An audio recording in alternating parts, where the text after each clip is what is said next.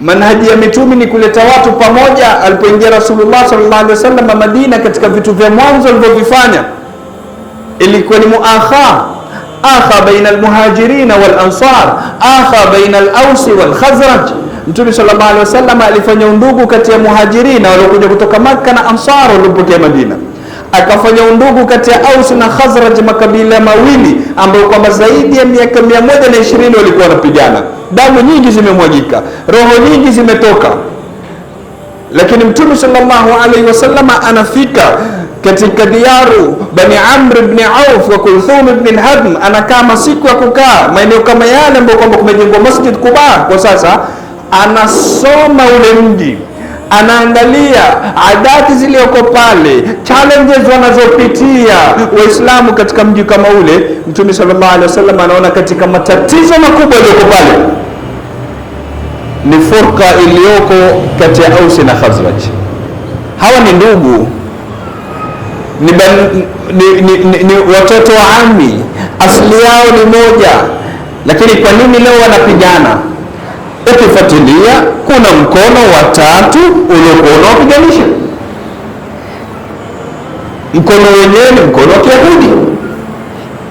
Na Mtume sallallahu alaihi wasallam alipotazama Madina, akaona soko kubwa lililoko katika mji wa Madina ni soko la Banu Qainuqa. Banu Qainuqa ni moja katika makabila matatu ya Kiyahudi ndani ya mji wa Madina, pamoja na Banu Nadhir na Banu Quraiba. Sasa soko la Banu Qainuqa lina maduka 300 ya kuuza dhahabu na silaha, kwa lugha sasa ni benki.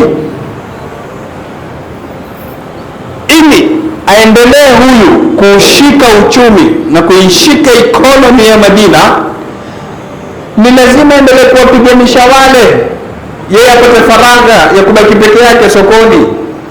Lakini ili wale wapigane wanahitaji silaha. Anauza silaha nani? Yeye, Yahudi Bani Qainuqa. Kwa hivyo atakuja hapa kwake kuja kununua silaha. Ndio yale yanayotokea katika ulimwengu wetu leo. Umma wa Kiislamu wanapigana wao kwa wao, wanauziwa silaha na adui. Yule anafaidika, kampuni zake zinaingiza mabilioni, sisi huku tunamwagana damu, tunatoa na roho. Na wala hatusomi sisi kutokamana na tarehe.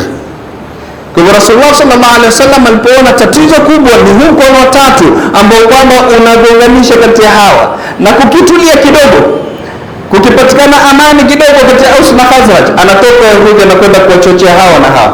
Anaambia, nakumbuka yule Buath katika vita kulipopatikana mapambano makubwa, kulikufa watu wengi. Anaambia, wewe umesahau mjomba wako aliuliwa katika siku ya Buath, umesahau ammi yako aliuliwa katika siku ya Buath, na kubali vipi damu yake ende hivi?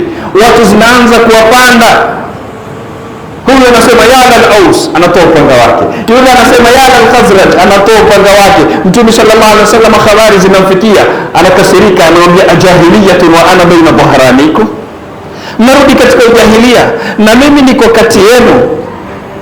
Da'uha fa innaha mumtina, wachaneni nayo hiyo fitna, ni fitna mbovu yenye kutoa harufu mbaya. Kwa hiyo Mtume sallallahu alaihi wasallam kuanzia dakika ya kwanza akajua kuwa huyu wakili wa shaitani katika ardhi, kwa sababu kuna shayatinul ins na shayatinul jin, kama alivyoeleza Mola subhanahu wa ta'ala katika Al-Qur'an Al-Karim, wa kadhalika ja'alna likulli nabiyyin aduwwa shayatinul insi wal jinni yuhi ba'duhum ila ba'din zukhrufal qawli ghurura walau sha'a rabbuka ma fa'alu fadharhum wa ma yaftarun.